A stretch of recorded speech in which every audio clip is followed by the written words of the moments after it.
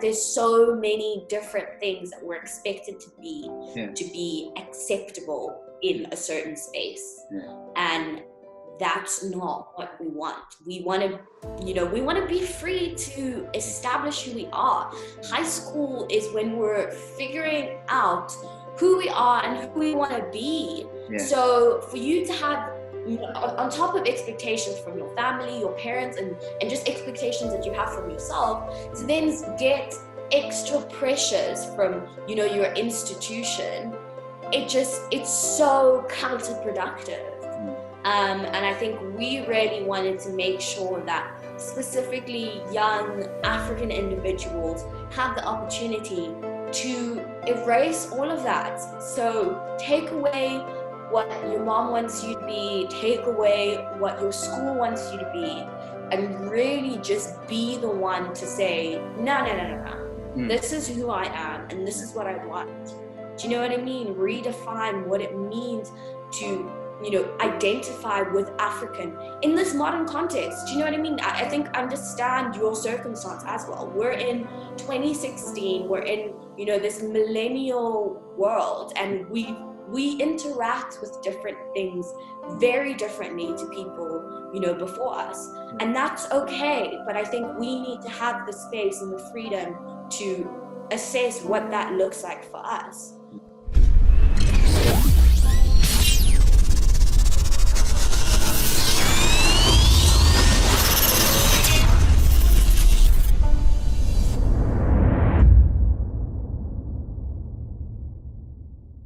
Hey everybody, welcome to another episode of the Leaders Podcast. Our goal and mission with the show is to introduce you to stories of young people across the globe who we believe are the next generation of thought leaders in their respective fields. Right? This episode's guest is formerly known as Amonge Elethu Sinxoto. At just 18 years old, this young individual co-founded an organization by the name of Blackboard Africa, with a mission to create a platform and spaces that foster young people to vocalize their thoughts and celebrate their respective identities. Over the years, Amonge has lent her voice to various globally recognized platforms such as Google, Facebook, TEDx, and from my understanding, has even gotten a chance to sit at a round table with former US First Lady Michelle Obama. Amonge is currently studying for her BA in Social Sciences with majors in International Relations and Political Sciences at the Witwatersrand. Think of the next Michelle Obama or the next of our very own Nonza Mombata. Think Amonge Sinxoto. Amonge, thank you so much for joining us here at the Leaders Podcast. Hi, thank you so much for having me. Now, Amonge, I'm quite interested. I've only interacted with you, I think 2 years ago. That was the last time I interacted with you. Genuinely interested, since the lockdown or the quarantine, what have you been up to? What have you been up to either as Blackboard? What have you guys been up to as an organization? But also yourself, some of the personal stuff that you've been grappling with since the lockdown. For sure. So I think I've really been using this lockdown as like a chance to really focus on my health. So I've been trying to eat better, trying to work out more. I just think health, you can't buy health. Yeah. So I'm just working on it now type thing. So that's really been like my personal focus. And then with Blackboard, we really kind of got thrown in the deep end with COVID-19. It was crazy because we're finally in a really good place. We got funding from a company called SAP, and, we were going to do these events, these programs, and it was popping. We were like, okay, cool, let's go. And then COVID happened, and they were like, no, you can't do any of that. So I think COVID has been quite a shock to the system. It was at first. But then after that, we were like, it actually kind of pushed us into doing some of the things that we really have been dying to do, sort of digitizing our programs. So it's been really, really cool, actually. To see that it actually worked out better this way with COVID. I really we put in a lot of work, but it's at the place where we're able to do this. We could launch this with different groups, different people. So I'm really, really excited with what we've been able to do because of COVID. So yeah. Quite interesting indeed. I think when I also think of it, I think it has forced a lot of organizations to really rethink about how they actually are doing things and run their programs. I know as Blackboard, you guys run a lot of programs, and I think it digitalizing some of the programs kind of expands the reach. You know, that given that you don't have people have to meet at one place, you can meet and touch a lot more lives in townships across South Africa. Now, Amonge, I really want to take a trip down memory lane. You know, take us back to in 2018. From understanding through your previous interviews, you know, you went through this time where you faced a lot of challenges in your relationships, either as friends, and you decided to take a time, you know, to just look within, and you described it as reintroducing yourself to Amonge. Talk to me about what was some of your internal conversations at that time. What was really running in your mind that, wow, I'm going to take a time to step away from my group of friends and spend time alone? What was it that kept you up in that time? Yeah, I don't know. If I'm being really, really candid with you, it didn't really start off as like a reflection. Let me take some time. Do you know what I mean? You know, the relationships in my life kind of got to the point where they weren't really good. They weren't really stable, and they weren't really beneficial to both parties. So I think it was kind of like a break, like a forced sort of just time away and time for myself. And I won't lie, at first it was hard. And I was like, this is horrible. Like, I just felt like seriously lonely. And I just was like, okay, I don't know what the hell I'm supposed to be doing with myself. And I know that, you know, also with Blackboard, we just didn't have as much funding. So our program slowed down. So like literally all the things that sort of like really pushed me and like gave me fire, like I wasn't really able to do that. And then on top of that, I couldn't really lean onto, you know, the support structure of friends, etc. So it was really, really hard. I won't even lie. Like it was hard. But I think while going through it, I got to a point where I was like kind of disappointed in myself that I've kind of let these things define me. So I was feeling really lost. I was feeling really lonely. And it was because I didn't have the relationships that I had before. But I think I was like, whoa, that cannot be the reality. Do you know what I mean? Like I should be able to stand alone in myself and feel like completely content.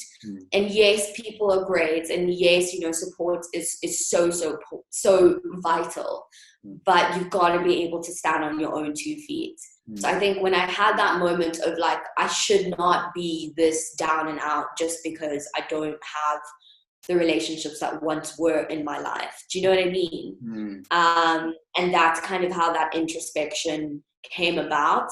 And from that, I really, really worked on myself and all the things that I wanted to improve in myself, particularly my confidence.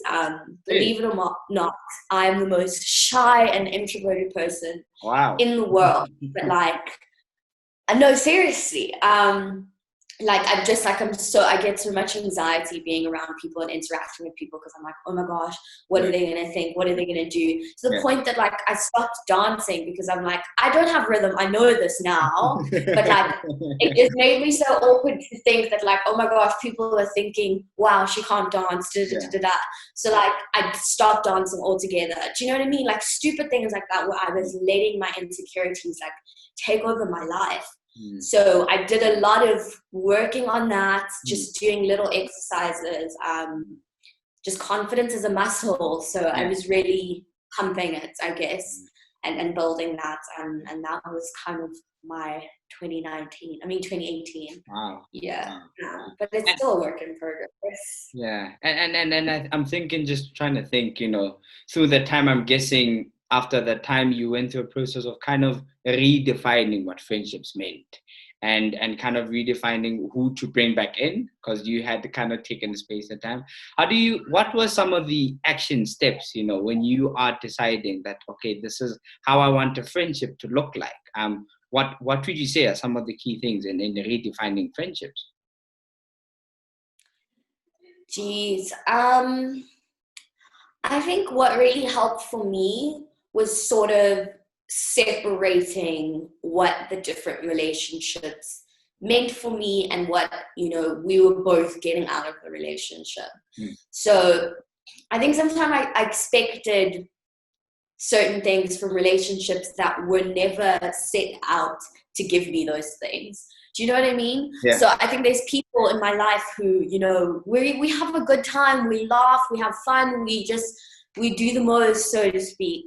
And I think sometimes I expected those same people to also give me, intellectual conversations and support me in my work, my passions and all of that stuff. And not to say that it's too much to expect your friends to support you, but set your expectations realistically.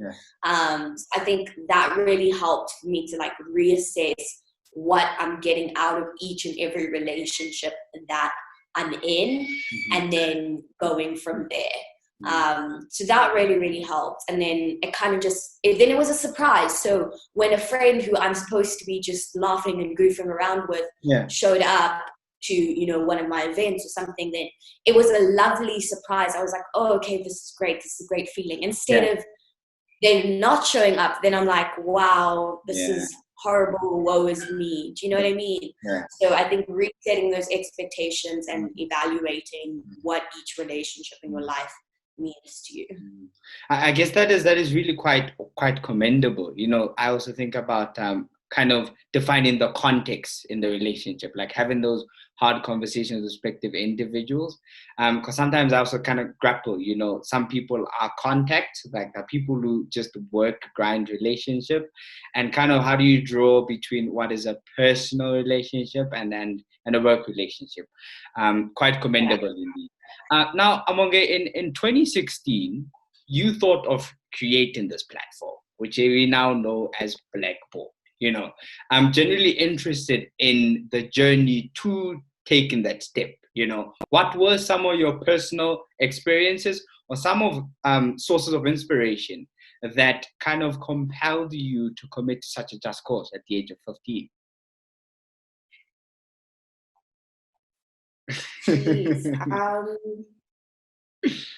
Look, so Blackboard Africa, I have a co-founder. Her name is Zingisa. She's my cousin, and we kind of really came up with this together, also with guidance from my mom, who's kind of been our manager. So at the time, there was a lot going on in terms of, young people coming out about the racist sort of experiences that they were, going through in their different schools, specifically private schools or Model C schools. I remember there was this Instagram page that started. I can't remember what it was called, but it was literally just stories on stories on stories about, this is what happened, this is what my teacher said, this is what happened. And I think I also started to look at those instances and those situations in my own life. And I think I took it a step further, and I was like, how did that make me feel? So, when teachers told me that my hair is untidy and it's so disgraceful to the school or whatever, how did that really make me feel? And I think I got to the point where I was like, it makes me feel that there's something wrong with my hair, or with essentially a part of who I am, which I really, really had a problem with, because it's not just one time. So, do you know what I mean? It can't just be swept under the rug. It's not one time. It's not one incident. It's a constant thing of chipping away at who you are. Like, you're not really good. And I remember my brother, and I mean, he was like 5 at the time. Yeah. He had just gone to school, and he came back sort of speaking about like Blackboard, how because in his school, the Black people in his school are only like cleaners and they cook, then there's something that is lower than white people, because all of his teachers, all of his instructors were white. So already from like the age of 5, that dynamic is being established in your mind. And I think I was like super infuriated, but I was like, let's channel this into something good. So I think I just created a space, and what we really wanted to do is create a space so that we can speak about this and speak about what it means for us going forward. And then from that, we were like, hey, it actually goes down to leadership. And establishing leadership within young people. And I think from there, it really picked up. Yeah.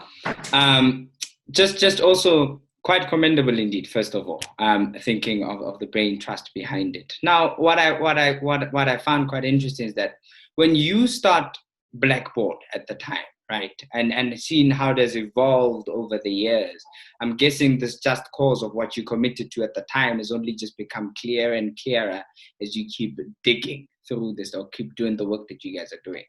Talk to me about some of the challenges that you have faced as a young person. I'm guessing having to lead such an organization, there are some of, like, you either have to start becoming much more assertive, or you start trying to figure out, you understand that in you playing this role, you've got to build some certain characteristics to kind of manage or run this thing. Talk to me about some of the challenges that you faced.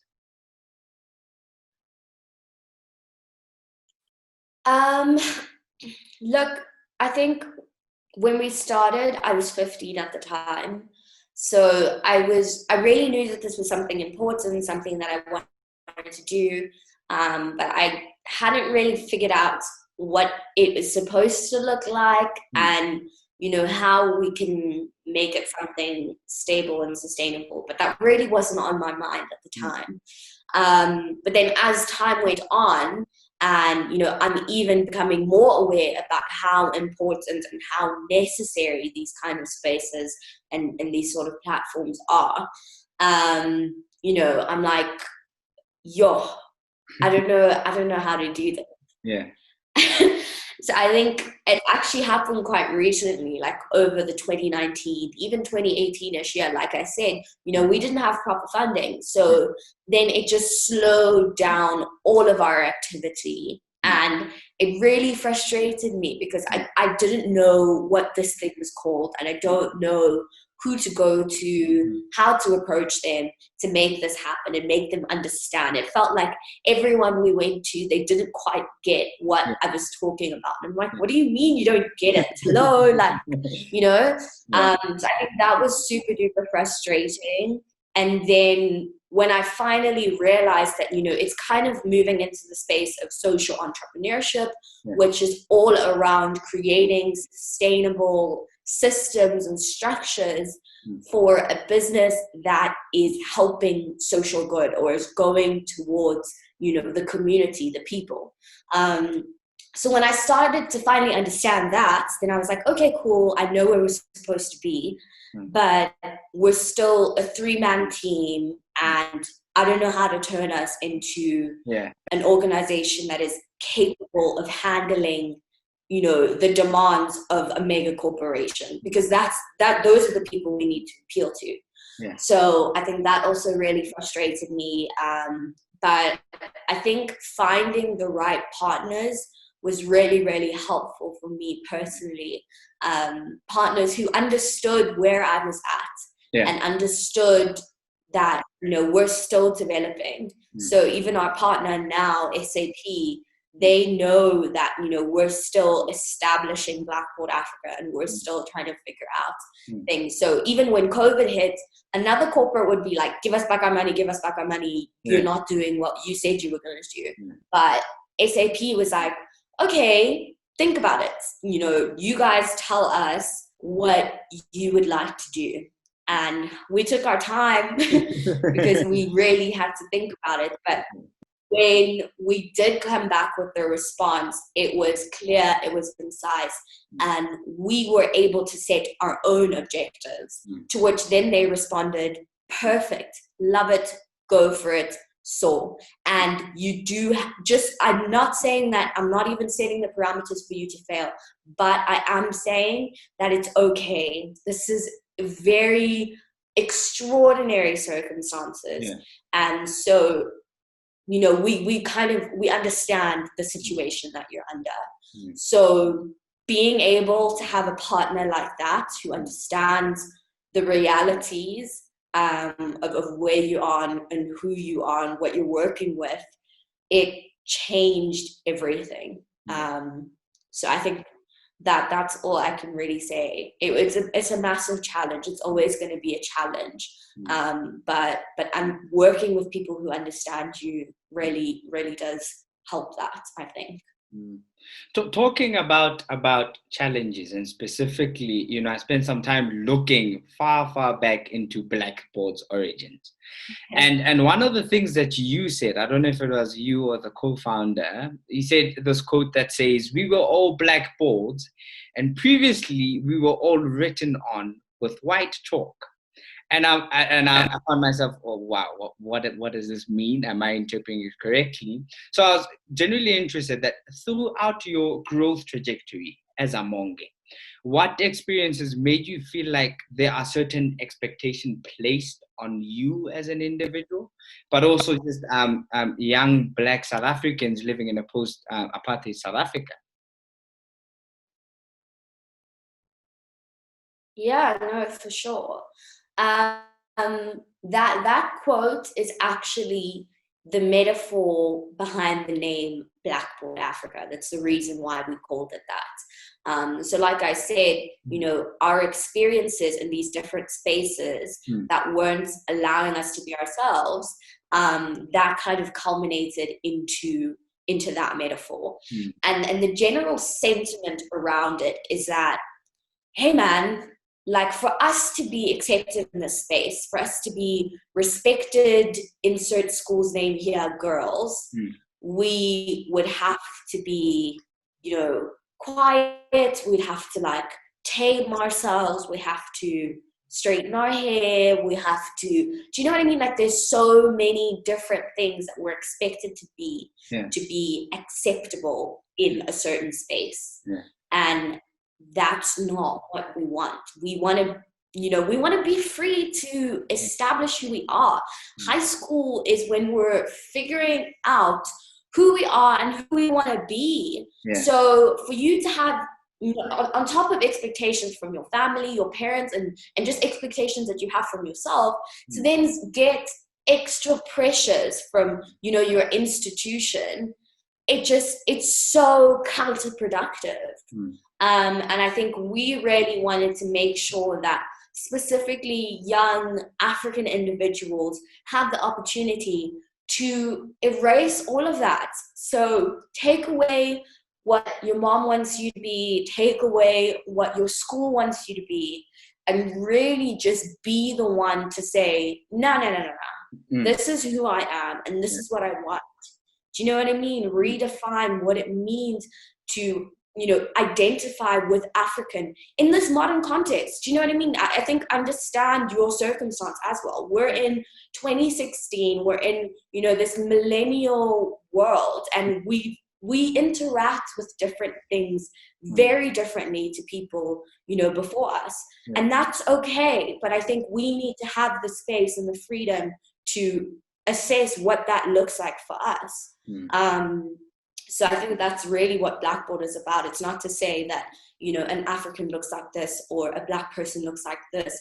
It's to say, identify with the parts of yourself that you want to identify with, and then define it for yourself.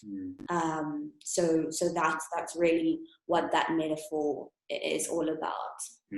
I think quite commendable indeed. I think also thinking about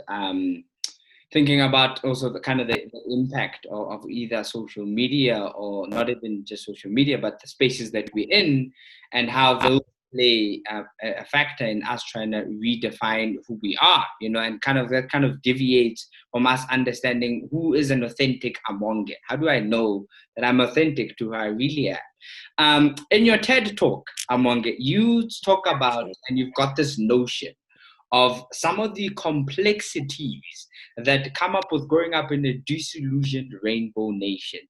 I was quite interested in what you meant by a disillusioned rainbow nation and wanted to really figure out if you can unpack that for us. Yeah, I think obviously I grew up in really sort of white dominated environments. So, everyone's talking about racial, and not to discredit the work and the struggle that so many individuals have gone through to give us the freedoms that we have today. Absolutely not. Thank you, bless you, and we appreciate where we are now. But all I'm saying is the work is not over. It's not all rainbows and sunshine. There is a lot of problems. The fact that, an apartheid system that my parents lived in, my parents experienced, that is one generation before me. So if my parents were living through that era, there's a family of parents who were supporting the apartheid regime or that structure.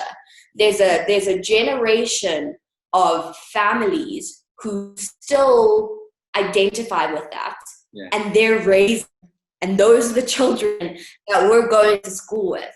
So yes, we got to the place where I can go to school with them, but that interaction is not as simple as I think the Rainbow Nation makes it out to be. So I think that was really where that comment was coming from, just in our interactions. And I think sometimes we were allowing for, liberal, whites to identify with this notion of color blindness. And that was exactly the problem. It's exactly the problem, that you don't want to recognize who I am, my color, this part of me. Because if you do, then it means something different. Do you know what I mean? You should be able to see me and see who I am and still interact with me in the same way that you would anyone else. So I think that was really what that was about, to kind of be like, guys, the work's not over yet. That's simply put. Right, Amonge, in your TED talk, you talk to us about, firstly you entitled the Transforming Social Media Impact into Social Impact. Generally interested, in which you unpack it using the 4 core pillars, and which I find quite interesting, and wanted you to kindly just unpack what those 4 pillars meant, and kindly describe how do people use them to actually ensure social impact. Yeah, I think my TEDx was really just speaking about my own journey, and obviously when I was going through it, I don't think I was actually following it step by step, but doing some reflection on how I got to where I am now. I was like, okay, we can break it up in terms of sort of steps, I guess. So the first thing was just finding the actual problem. So in all honesty, our world has more than enough problems going on. So that's not a really hard thing for you to do. I think it's just about identifying something that matters to you and something that you care about, so that you're able to really follow through on that. So if you can imagine that, everyone is kind of working on their own little problem or their own little thing, how much we're able to achieve if we're all just focusing on some big problem. So that was the first sort of point or step. And then the second one was around finding people. So firstly, finding people internally and finding people externally. So the people you're finding internally have to be like-minded individuals, people who are really going to care as much as you do, or even more about, the thing that you're trying to solve, and who are already all about, thinking around problems and all of that stuff. You need to find that core team who are actually going to help you along with this journey. And then the sort of second leg of that is in finding the external people. So the people who your solution is actually going to service, your target market, so to speak. So that's kind of the second part of finding the people that you need to make this thing happen. And then the second part is around populating and finding a remedy. So yes, you have a solution. Yes, you have a team. Now, guys, let's sit down and let's brainstorm a solution. And I think it's not about finding something that is absolutely perfect or is absolutely going to eliminate the entire issue. So if you're facing racism, your solution does not have to end racism tomorrow. Do you know what I mean? I think focus on one sort of aspect of that and work on something that you think can enable or can alleviate this problem in some way. And then it's about populating it, making sure that, people are aware of it, people can engage with it, and people know where to access it. And then the last sort of point is around consistency. Consistency is the key. So, if you're building a solution towards a problem, or you want to be taken as a serious individual, you have to be consistent not only in your professional pursuit of this problem or your career or this or that, but you also have to be consistent in your personal life. So, it kind of has to align, which is why I said at the beginning, choose a problem that you care about, because then there'll be no problem of, oh no, you say you're about this, but you do this. Do you know what I mean? I think we're seeing a lot of people being called out, especially now, about, not being or not having a consistent brand. So I think your actions and everything that you do kind of has to be in line with what you're trying to achieve. So I think that was sort of my quick 4-step process to turning that social media, that initial Instagram page that was Blackboard Africa, into a proper functioning nonprofit company that services young people by bringing them leadership and mentorship training. So talking about problems, choosing problems that you care about, but also problems that authentically align with who you are. Talk to me about some of the programs, because I know you guys have done quite a lot of interesting work as Blackboard. Talk to me about some of the programs that you guys are doing, and then how do you guys ensure that these are not just topics that are discussed, but there's some action towards solving these issues? For sure. I think it was a bit of a thin line, because when we started, like I said so many times, we were just like, yeah, let's have a conversation, let's have a safe space, let's create this platform. So it was a lot of different sort of conversations and dialogues, which is very, very important, don't get me wrong, but I think we got to a space where we really wanted it to be about the after, the next step, the sort of the tangible stuff that you as an individual who participated in our conversation, our events, you get to walk away with. So I think we touch on a number of different things, but we really have a specific focus on women and women empowerment. I know we posted, a lot of different events and things around, sisterhood and building sisterhood and working on self as a woman, sometimes, especially a Black woman or African woman, sometimes, you're supposed to be super duper strong, you're supposed to be super this and super that, and you're kind of supposed to take on the burden of everybody else and really not take a moment to really plug in or replenish yourself. So I think that's what, some of our programs have really been focused on in terms of developing the individual, yourself as a woman. You need to have confidence, you need to have self-esteem, you need to have all of those things to really be able to lead in this space that is usually very male dominated. So yeah, those are some of our programs. That's one aspect of our programs. And then we also have like a boys sort of element. I think it really was birthed out of the whole gender-based violence movement, and I know it's not something that started yesterday, and nor is this sort our efforts at combating this. So I mean, it's something that we've been working on, we've been thinking around for a really long time, because this is an issue that essentially has faced us our entire lives. And I think it's only recently, or in recent times, that we've started to analyze what that's meant for us and how that's affected us in so many ways. I know when the list came out, I know so many of my friends approached me and were like, I didn't know that, sexual coercion is a kind of rape or sexual assault. So technically I'm a survivor, which, it's a little bit complicated to, understand, what consent is, what it really is about, and how to interact with it in, our modern world. So what we did quite early on is to start this thing called the Boys of Blackboard. And we just gathered a bunch of young men. And I think we really wanted to focus on making sure that the mindset, that these older men that we're having to deal with, that are a little bit problematic, okay, not a little bit, but a lot problematic, dealing with right now, and who are raping and killing us, let's make sure that the next generation don't have the same mindset, because then we're going to have the same problem. And I think we tried to make the conversation not only centered around women, because obviously we have to be a part of the conversation. This is our issue. This is something that we've been dealing with our entire lives, but men need to be a part of the conversation. You need to be a part of the solution, because we're not killing ourselves. So I think that's really the approach that we've tried to take in our male sort of programs. And then, we have a number of things just really focused around leadership. So pass the baton, taking ownership of your future today.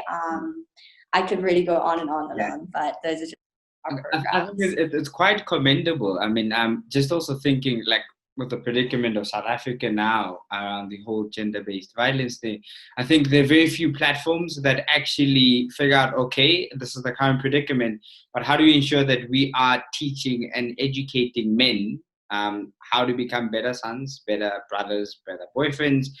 Because I think by being part of the conversations, I can keep my brother accountable, and I think what I kind of see is that much of what we perceive as being a man growing up is often defined by our fathers or in the church, which kind of reads in those elements of patriarchy, and it's kind of misleading, so I think genuinely love that, given that a few organizations actually that I know of that do the work that you actually are doing. Because when you look at it, it's kind of like a counterintuitive approach, right?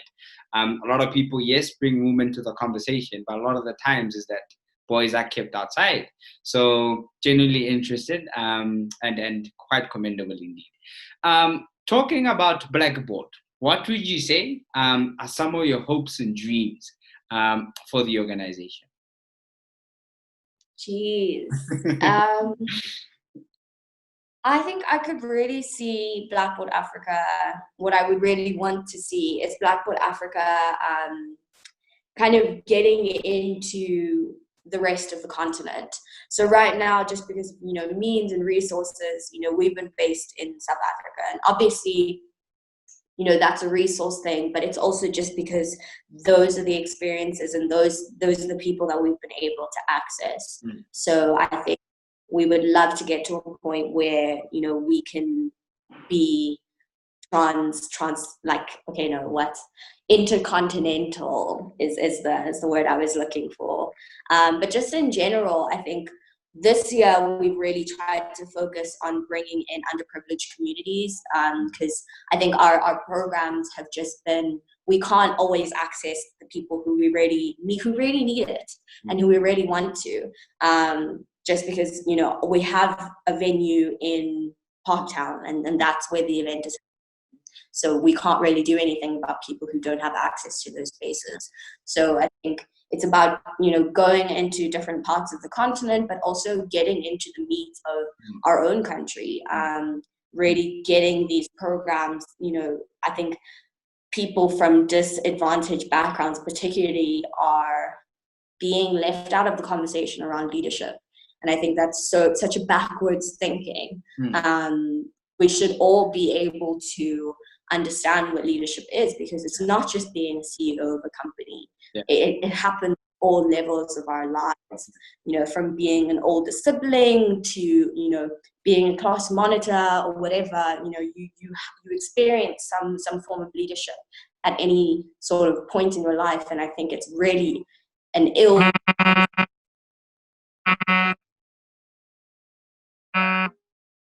I'm just gonna. No problem. You can just restart that line. Just like, I think it's a really backwards mindset for us to sort of be leaving people out of that conversation around leadership. So that's where I really want Blackboard Africa to really reach the communities that need it. Yeah. On a bit of a personal note, outside of all the achievements and the titles, and I'm guessing as such a high impact as yourself, what do you do to really kind of anchor yourself or kind of remind yourself, okay, I'm still young, what do you do for fun? And then how do you make sure that, because I think that there's quite the result of this could be that people don't see you they don't give you that human experience, right? Because it's Amonge. So what do you do? Do you have certain friendships? And just also, what do you do to keep yourself, Oh, sure. I mean, this is definitely something that I've battled with coming into varsity, just because like a lot of people were familiar with Blackboard, so like I know that people in my classes and stuff have always said I'm so like unapproachable, and I'm like, what are you saying? What do you mean? I'm like, I'm here, I want to be your friend, come talk to me. But it's just like it's weird because it also gets hard, I won't even lie, because this is heavy work that you're dealing with. These aren't light problems, these aren't light issues, so it does get heavy and it does get weary sometimes. So I think it's really important to take time out to sort of just pour into yourself. So I'm a Christian, I pray, I take some time just reading the Word of God, spend some time in worship. Those are some of the things that I do when I'm really like down and out and need some sort of guidance. But then just in general, for fun and all of that, like I said even earlier and while we were talking, just having different pockets of friends who are for different purposes. So, I mean, I have friends who when I really I need a break, I need a pause from all the seriousness, we go out, we have fun, we do things that second year students do that are unnamed, but just like really have fun and be young. So yeah, that's a very important part of my life. But it's just I think it's quite commendable. I think also thinking of just for you to be a human, and to make sure that you are relevant and you understand the intricacies that people go through. And just so that also when you're 30, you look back, you're like, my youth I really enjoyed it. I made the most. But I think I had quite some fun. Talking about authenticity, what would you say is your message to the world? My message to the world. I don't know. I think I would say authenticity is a big thing, hey? I think it's just all about embracing you. I know that sounds so cliche, but taking the most honest version of yourself into every space that you're in is honestly the most courageous thing that anybody could ever do. So I know, we're all trying to be woke right now, but I think it's really important to be in touch with who you are as a person, and that's how you'll never slip up. And even if you do, or even if the world doesn't really appreciate something that you have to say or something that you've done, I think I always walk by the fact that I stand by everything that I do, because I know that it was 100% in line with who I am. So I have no regrets, as they say. That's a really important thing. Not just for young people, but for the world in general. Like speaking on how I was really coming to terms with confidence as well. Like that all has to do with you understanding who you are, but really owning it. And it's hard. I don't even want to lie. It's hard, but you just got to embrace you. And in whatever way that plays out for you. And how do you think our listeners and our viewers can stay in touch with the work you're doing? Please, engage with me on social media. Those are my platforms. Instagram, Twitter. I don't really use Facebook that much, but hit me up if you can. Instagram, I am A_MONGE. And then on Twitter, I am A_MONGI. And then you can also touch base with me on any of the Blackboard Africa, platforms. Again, we're also on Instagram, Twitter, and Facebook. So on Instagram, we're Blackboard_Africa, and on Twitter, we're Blackboard_Africa, but the black is spelled with no C. So that's something to note. And then, Facebook, just Blackboard Africa. So please do get in touch. If you ever need any sort of advice or you want to get involved with Blackboard, I'm happy to help in a personal capacity, but, also just plug you and connect with you in terms of Blackboard as well. So, yeah. Thank you so much, Amonge. I think, one thing that I enjoyed about this episode is that very few people, as you said earlier on, are kind of what they say they're about, and then listening to you, the level of authenticity, and yes, God being the anchor of it all. I genuinely agree with that. And I think in moments in which you, and I guess as you, such high impact individuals, is how do you make sure that you don't buy the hype?